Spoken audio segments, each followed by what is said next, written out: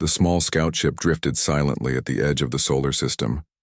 Inside, Commander Zax Taral stared at the holographic display showing 9 planets orbiting a yellow star. His large purple eyes blinked slowly as he considered the readings. "Unusual energy signatures coming from the 3rd planet, Commander," reported the science officer, Krindor. His long, slender fingers danced across the control panel. "They appear to be artificial in nature." Zax Taral leaned forward, his interest piqued. The Vexarian exploration fleet had charted thousands of star systems, but finding signs of advanced civilization was rare. "Move us closer, but maintain stealth protocols," he ordered. "Let's see what we're dealing with." The ship glided forward, its cloaking technology making it invisible to the primitive scanning systems of Earth. As they approached the blue-green planet, the crew grew more excited. Radio waves, television broadcasts, and internet signals bombarded their sensors. "There's definitely intelligent life here," said Krindor, his antennae twitching with excitement.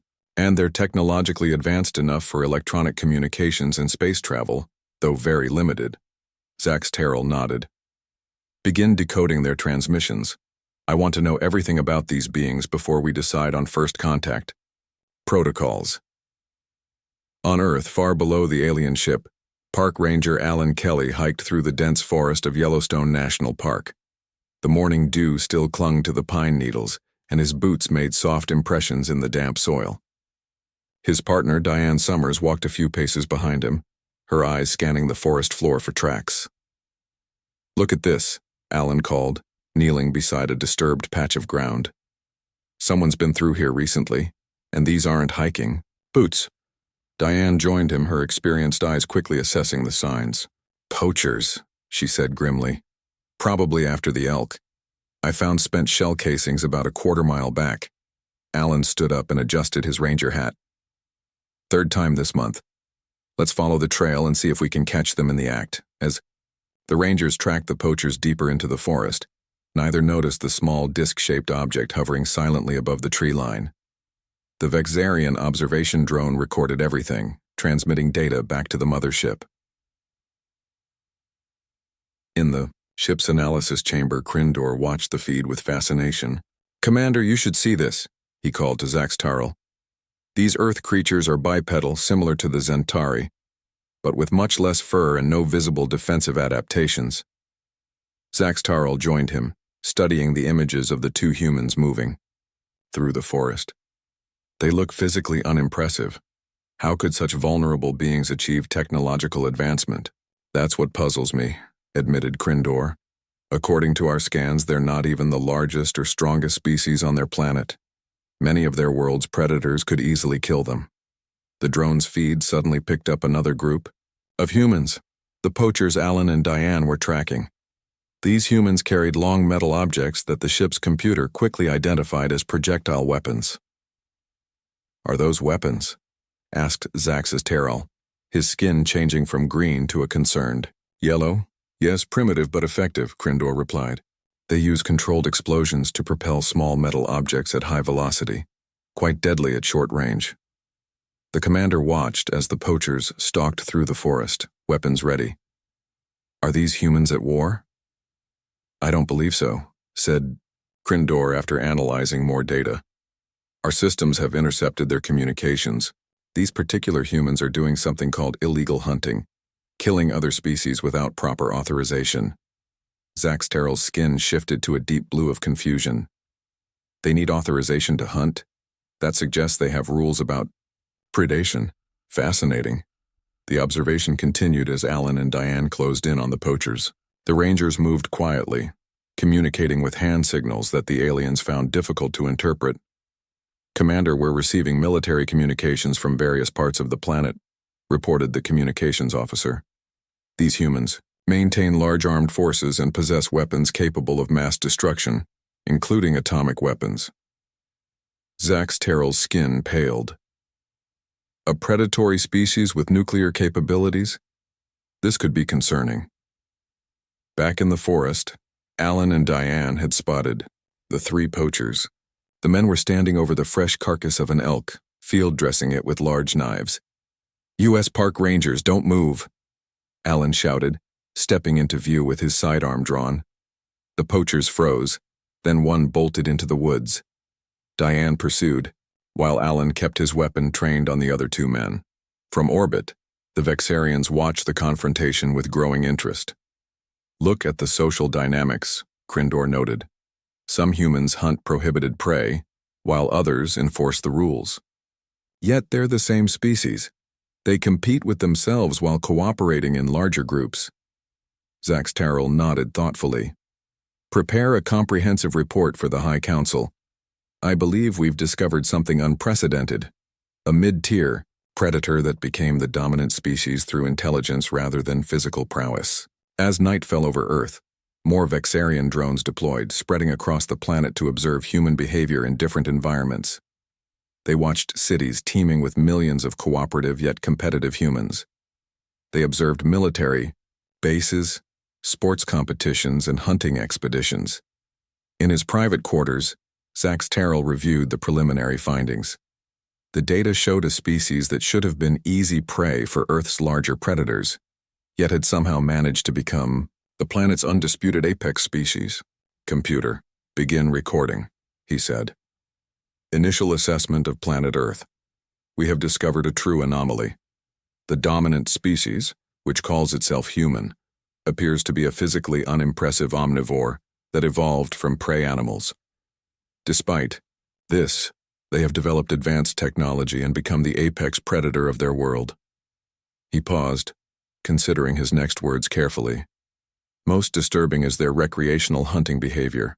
Unlike other predatory species we've encountered, humans not only hunt for food but also for sport, even targeting other apex predators that could easily kill them.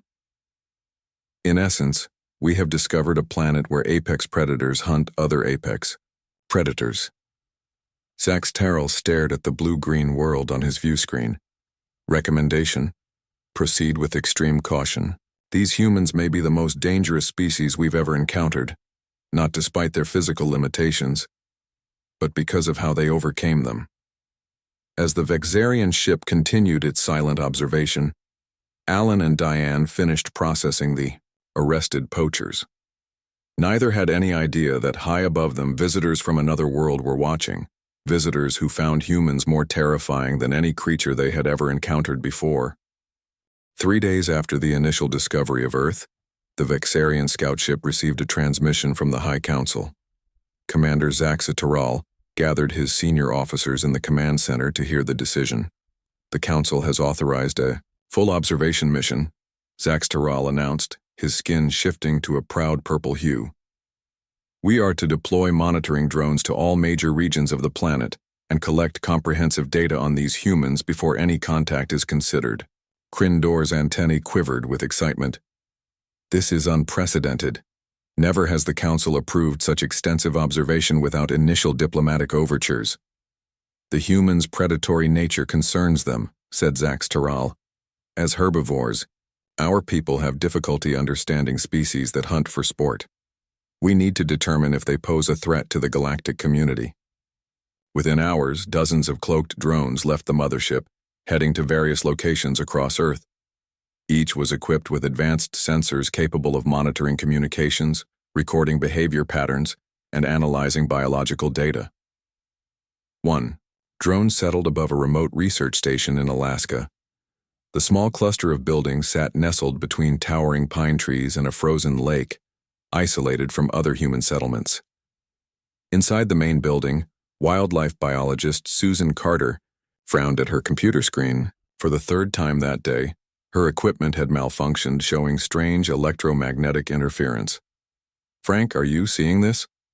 She called to her colleague who was entering data at a nearby desk. Frank Peterson looked up from his work, pushing his glasses higher on his nose. "Seeing what?" "This weird signal pattern. It started yesterday and keeps getting stronger." She pointed to the irregular spikes on her monitor. Frank walked over and glanced at the screen. "Probably just solar flare activity, or maybe that new satellite phone system they installed last month is causing interference." Susan wasn't convinced. "I've worked with this equipment for 8 years. This is different." She pulled up another program. Look at the wildlife tracking data. Several of the tagged wolves changed their movement patterns at exactly the same time these signals appeared. Frank shrugged. Coincidence? Animals change their behavior all the time. Susan sighed and returned to her work, but couldn't shake the feeling that something unusual was happening around their station. Unknown to both scientists, the Vexarian drone hovered just 50 meters above their building, its sensors penetrating the structure to monitor the humans inside. Thousands of miles away, another drone observed a naval training exercise off the California coast. Lieutenant Greg Howard stood on the bridge of a destroyer, watching radar screens as aircraft flew overhead in formation. "Sir, I'm picking up an anomalous signal at bearing 045, altitude approximately 30,000 feet," reported a young radar operator. Greg moved to the console and studied the readings. "Does it match any known aircraft profiles?" "No, sir. It appeared for just 3 seconds, then vanished. Too fast for atmospheric conditions or equipment malfunction." Greg frowned. "Log it and notify Air Defense Command. Could be someone testing new stealth technology in our training area." In orbit, Commander Zaxa Taral received data streams from all the observation drones. The information painted an increasingly complex picture of humanity. "They're contradictory creatures," he told Krindor as they analyzed the findings. "Look at their settlement patterns. They build enormous cities where millions live in close proximity, cooperating to create complex societies. Yet they maintain territories called countries that frequently compete and sometimes war with each other. Their relationship with other species is equally baffling," added Krindor. "They domesticate some animals as companions, giving them names and emotional attachment. Others they farm for food, and some they protect with conservation laws while still hunting them in controlled numbers. It's their hunting behavior that troubles me most," said Zax Terrell, pulling up footage from a drone tracking a hunting party in Montana. "Look at these humans. They're pursuing an animal called a bear, a creature that could easily kill them. They're armed, but the disparity in physical strength is enormous. Yet they seek out this danger voluntarily." "For sport," Krindor noted, with a shudder that rippled through his delicate frame. "Our evolutionary history as prey animals makes this concept difficult to comprehend." Back in Alaska, Susan Carter bundled up in her heavy coat and stepped outside the research station. The aurora borealis danced across the night sky, casting an eerie green glow over the snow-covered landscape. She had decided to check the perimeter, sensors personally, still troubled by the strange readings. As she trudged through the snow, her headlamp illuminated the path ahead. The temperature had dropped well below freezing, her breath forming clouds in the air. Reaching the first sensor, she knelt and began examining it. Something moved in her peripheral vision, a flicker of light that didn't belong among the stars, or aurora. Susan looked up, squinting into the darkness. For just a moment, she glimpsed a metallic object perfectly round and unlike any aircraft she had ever seen. Then it was gone, moving faster than seemed possible. Susan stood frozen, her heart pounding. She knew what she had seen wasn't a satellite, helicopter, or drone of human origin. It was something else entirely. In orbit, an alarm sounded on the Vexarian ship. "Drone malfunction in Sector 7, reported the technology officer. The cloaking system failed momentarily due to extreme cold affecting the power cells. "Was it detected?" Zax Turrell demanded, his skin paling with concern. One human observed it briefly before the drone initiated emergency extraction protocol. Zaxa Turrell's skin darkened with worry. "This complicates matters. Prepare a report for the High Council immediately." The following morning, Susan tried to explain what she had seen to Frank. "It was perfectly round, maybe 3 meters in diameter, and it moved like nothing I've ever seen," she insisted. "One second it was there, the next it vanished." Frank smiled patronizingly. "Sue, it was -30 last night, and you were tired. The aurora can play tricks on your eyes." "I know what I saw," she replied firmly. "And I'm reporting it." As Susan filed her report, the Vexarian High Council convened an emergency session billions of miles away. The brief exposure had forced them to accelerate their timeline. "The humans have detected our presence," said Council Elder Vex Merrill gravely. "We must decide whether to establish formal contact or withdraw completely." As the debate began, no one noticed that the humans had already begun connecting the dots. Susan's sighting, combined with Lieutenant Greg Howard's radar anomaly and similar reports worldwide, were being compiled by intelligence agencies across the globe. The Watchers were now being watched, and the next phase of contact was approaching faster than either species had anticipated. The Great Hall of the Vexarian High Council glowed with soft blue light. 12 elders sat in a semicircle, their skin changing colors as emotions rippled through the debate. Commander Zax Terrell stood before them, waiting for their decision. "The humans have detected our presence," said Elder Vex Morale, her voice calm despite her worried yellow skin. "Our options are limited. Make official contact, continue observation with greater caution, or withdraw entirely." Admiral Vortar, the military representative, shifted to an aggressive red. "These humans are dangerous. They're predators who hunt for sport and wage war against their own kind. Our simulations show they would react with violence to any perceived threat, but they also show remarkable cooperation and compassion," countered Elder Kirilan, the science representative. "They protect endangered species and create art that celebrates life. We cannot judge them solely on their predatory nature." Zax Terrell waited respectfully before speaking. "If I may, honored elders, our observations suggest humans are unlikely to detect our mothership with their current technology. The drone sighting was isolated, and their authorities typically dismiss such reports as imagination or weather phenomena." "Very well," decided Elder Vex Morale after consulting with the others. "Continue observation but with enhanced stealth protocols. We need more data before deciding on contact." As the council session ended, none of the Vexarians could have predicted what was already happening in the Rocky Mountains on Earth. Joe Martinez led his hunting group along a narrow mountain trail. The early morning sun cast long shadows through the pine trees. Behind him walked his brother Luis and their friends Ben Clark and Steve Wilson. All 4 men carried hunting rifles and wore camouflage clothing. "The game warden said there's a herd of elk up by Mason Ridge," Joe told the others. "If we're quiet, we might get lucky before noon." The men moved carefully through the forest, alert for any sign of their prey. They were experienced hunters who had been coming to these mountains for years. What they didn't know was that they were being watched. A Vexarian research team had landed their small craft in a hidden valley nearby. The team of 3 scientists had been collecting plant and soil samples, protected by their cloaking technology. As Joe's group approached a clearing, a sudden equipment malfunction caused the aliens' cloaking field to flicker. For a brief moment, 3 tall, slender figures with greenish skin became visible at the edge of the trees. "What the hell is that?" Steve raised his rifle instinctively. The Vexarian scientists panicked. Their security protocol for unexpected encounters included non-lethal defense measures. One of them activated a sonic disruptor designed to temporarily disorient threats. The hunters clutched their heads as a high-pitched whine filled the air. Joe dropped to one knee, his rifle still gripped tightly in his hands. Through watering eyes, he saw the strange figures moving toward what looked like a metallic disc, half hidden among the trees. Fighting through the disorienting sound, Joe raised his rifle and fired a warning shot into the air. The noise startled the aliens, causing one to stumble.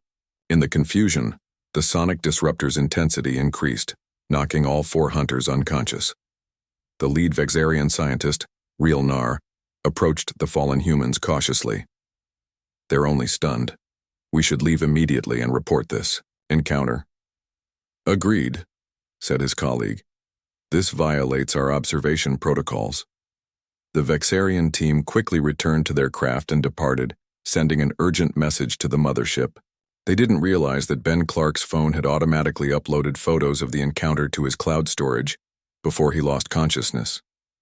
When the hunters awoke 30 minutes later, they had physical evidence of an alien encounter, and they weren't the only ones. By nightfall, news of hostile alien contact dominated Earth's media networks. Ben's blurry photos showed distinctly non-human figures, while reports of similar sightings poured in from around the globe. Military forces worldwide went on high alert, and civilians in many areas began panic buying supplies. On the Vexarian mothership, Commander Zaxaterol faced a crisis. The situation has escalated beyond containment, he told his officers. Human, military forces are mobilizing, and their global communications networks are sharing information about our presence. We should withdraw immediately, suggested his second-in-command. Admiral Vortar, who had arrived from the homeworld, disagreed. Withdrawal now would leave the humans aware of our existence but ignorant of our intentions. They might develop weapons against us or worse, attempt to follow us back to Vexaria. What do you propose? Asked Zaxaterol. A controlled first contact. We select key humans for temporary extraction, those who might understand our peaceful intentions and help. Communicate them to their leaders. Abduction? Krindor looked shocked. That violates our most basic protocols. Not abduction, corrected Vortar. Diplomatic invitation under special circumstances. We return them unharmed after establishing communication. Reluctantly, Zaxaterol agreed.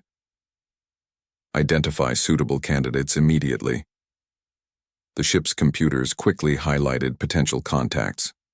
Susan Carter, the biologist who had spotted the drone in Alaska. Lieutenant Greg Howard, whose radar had detected their presence. And several scientists and government officials with appropriate clearance and psychological profiles. That night, extraction teams deployed around the globe. Using focused transport technology, they brought their selected humans aboard with minimal disruption.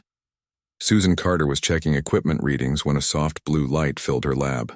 Before she could react, she found herself in a white room unlike anything she'd ever seen. Across from her stood Lieutenant Greg Howard, looking equally confused. "What is this? Where are we?" she demanded. Before Greg could answer, a door slid open silently. A tall, slender being entered.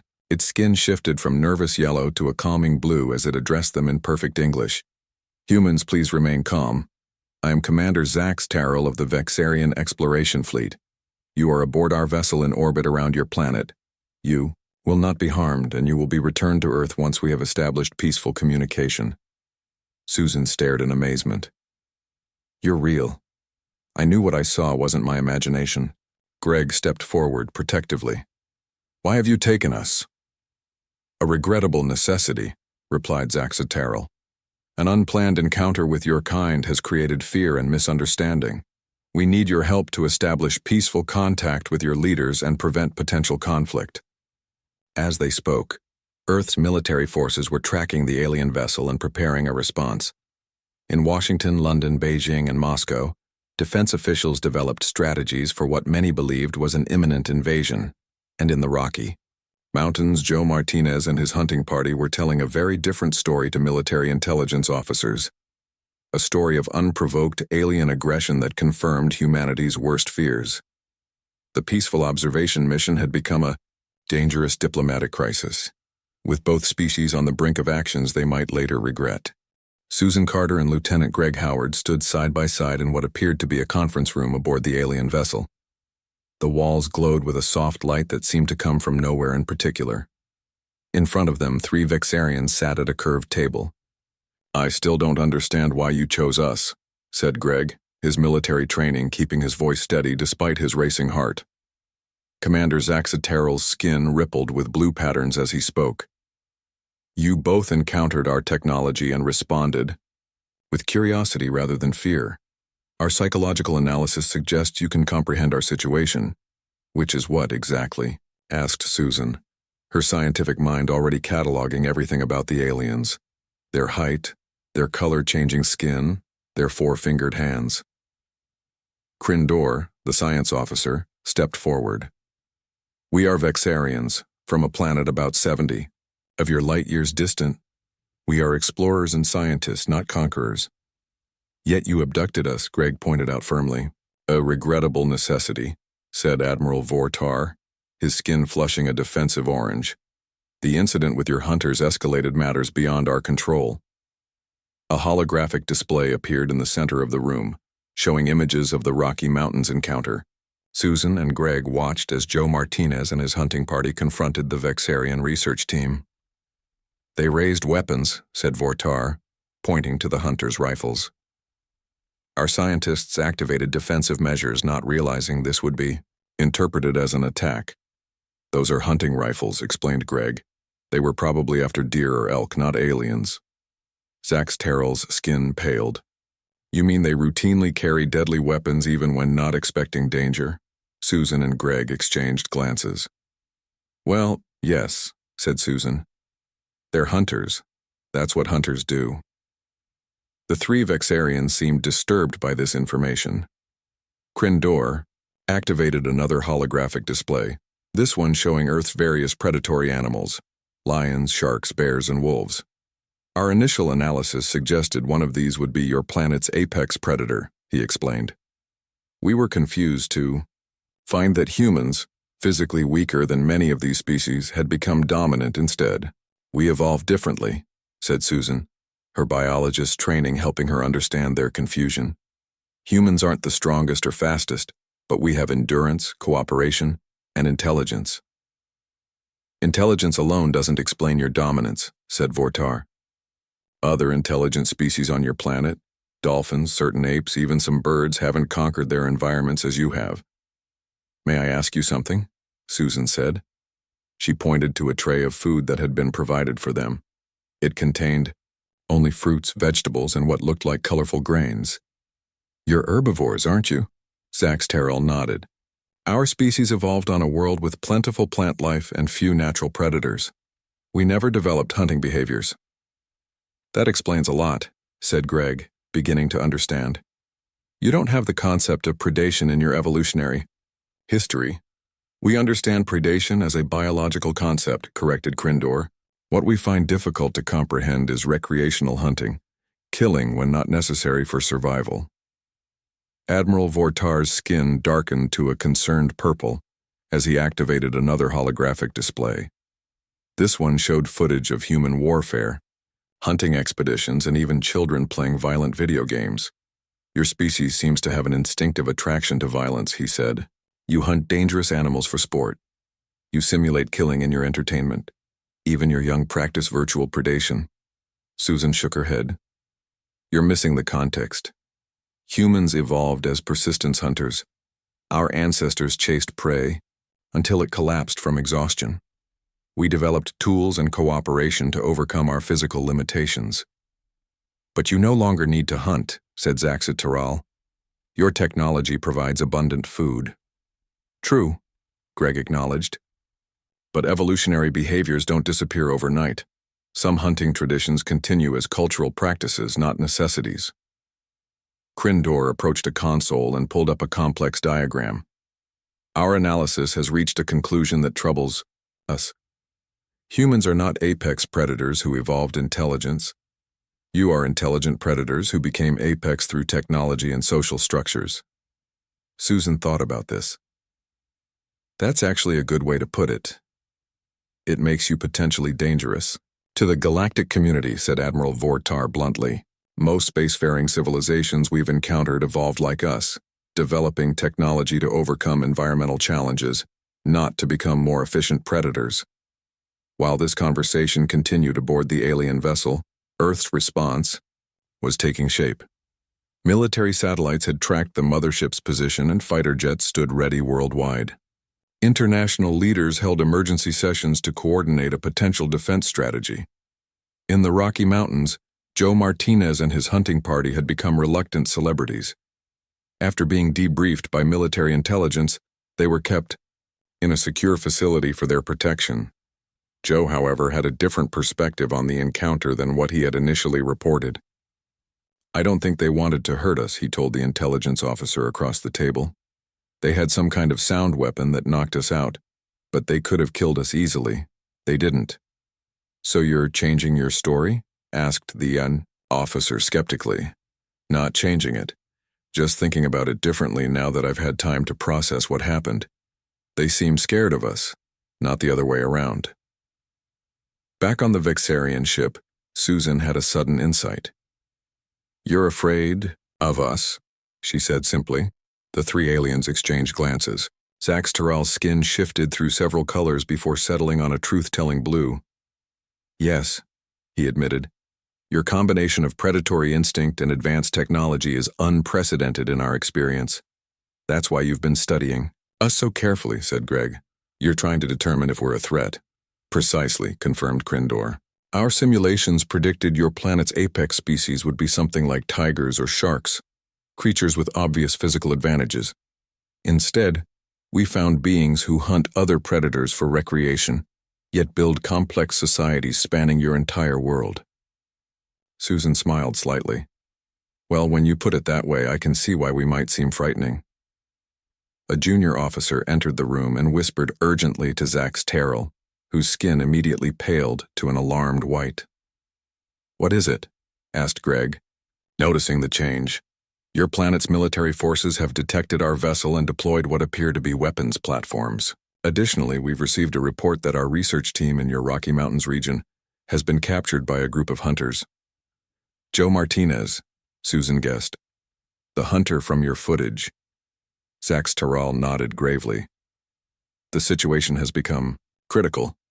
We need your help to establish communication with your leaders before this escalates further. Greg stood straighter, his military bearing taking over. I'll help, but on one condition.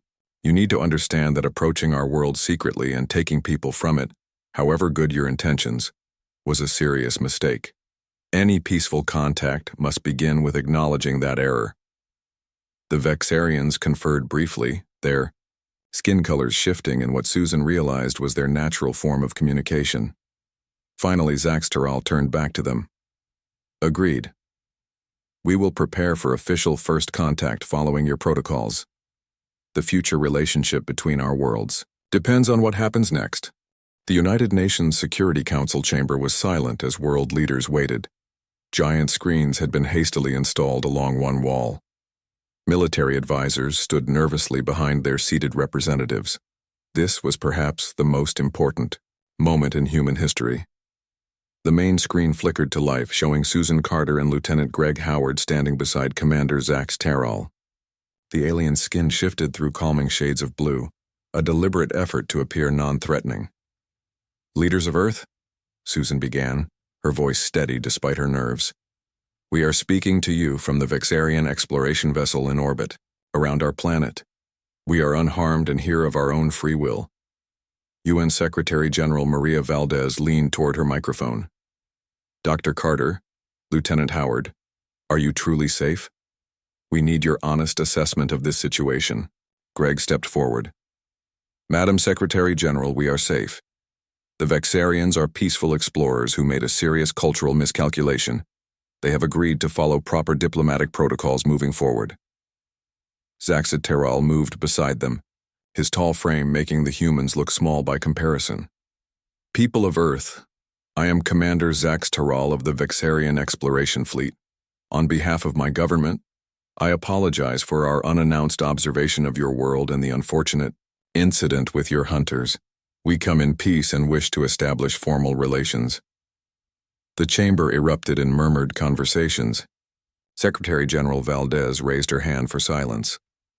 Commander, why did your people choose to observe us secretly, rather than making proper contact? She asked. A decision based on incomplete understanding, Zax Terrell admitted. Our initial scans detected your predatory nature, which is rare among spacefaring civilizations. Most achieve technological advancement through cooperative evolution, not competitive predation. In a secure military facility in Colorado, Joe Martinez watched the broadcast alongside the 3 Vexarian scientists his hunting party had captured. Unlike the panicked encounter in the mountains, this meeting was peaceful. The aliens had been treated respectfully once military officials understood they were unarmed researchers. So you guys were scared of us? Joe asked the lead scientist Rilnar during a break in the UN transmission. Rilnar's skin rippled with honest purple. Your species hunts animals many times stronger than yourselves, for recreation. You created weapons when your natural tools, teeth and claws, were inadequate. This behavior pattern is unprecedented in our experience. Joe laughed. I never thought hunting would make humans seem scary to advanced aliens. Wait till they learn about our hot sauce contests. Back at the UN, diplomatic history was unfolding. The Vexarian High Council had joined the transmission, their 12 members visible on a split screen. "We propose an exchange of knowledge," said Elder Vex Morale. "Our civilizations have much to learn from each other, despite our different evolutionary paths." Secretary General Valdez nodded. "We accept your proposal and invite a proper diplomatic delegation to Earth. However, we must insist that all observation drones be withdrawn as a show of good faith." "Already done," confirmed Zax Taral. "We will provide full records of our observations to your scientific community." Susan stepped forward again. "If I may, there's something important everyone should understand. The Vexarians evolved on a world with few predators.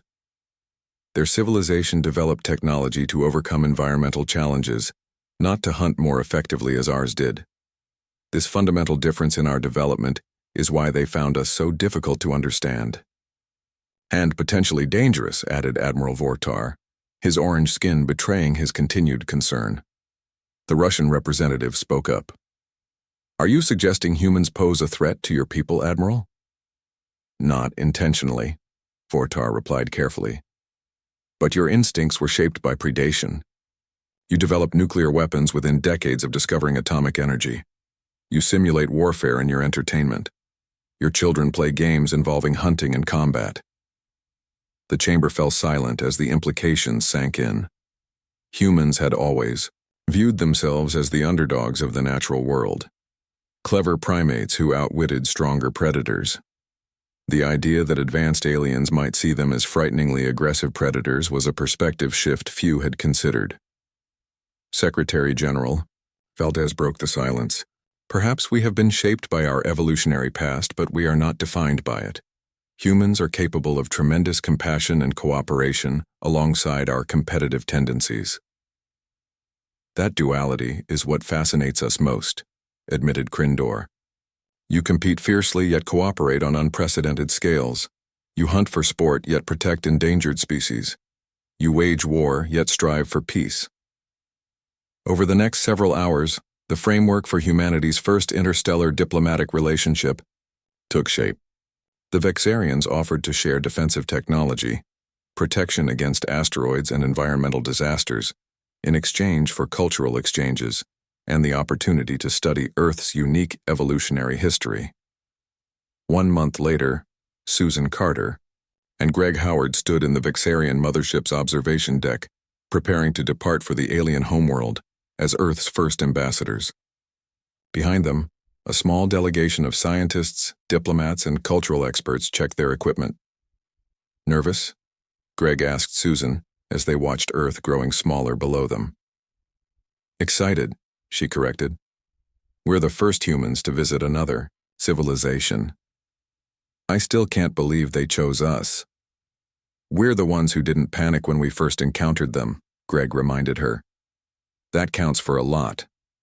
Commander Zaxa Taral joined them, his skin now a comfortable mix of colors that Susan had learned indicated contentment. "Your quarters are prepared for the journey. It will take approximately 3 weeks to reach Vexaria." "Thank you, Commander," said Susan. "I'm curious. How has your understanding of humans changed since your first observations?" Zax Terrell considered the question carefully. "We have updated the galactic database entry for Earth. Would you like to hear it?" Both humans nodded. Classification: extreme caution.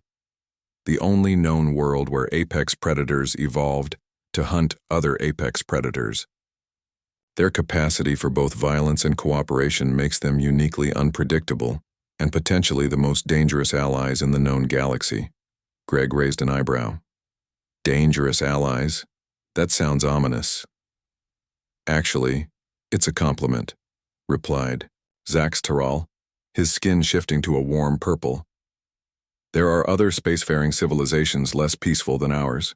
Your predatory instincts, properly channeled, may prove valuable in diplomatic situations where our people would hesitate." As the ship accelerated toward distant stars, Earth continued its own preparations. Global leaders established a new United Earth Space Agency to coordinate with the Vexarians. Scientists eagerly studied the alien data, while military strategists quietly reviewed defensive capabilities. In his home in Montana, Joe Martinez added a new trophy to his display cabinet.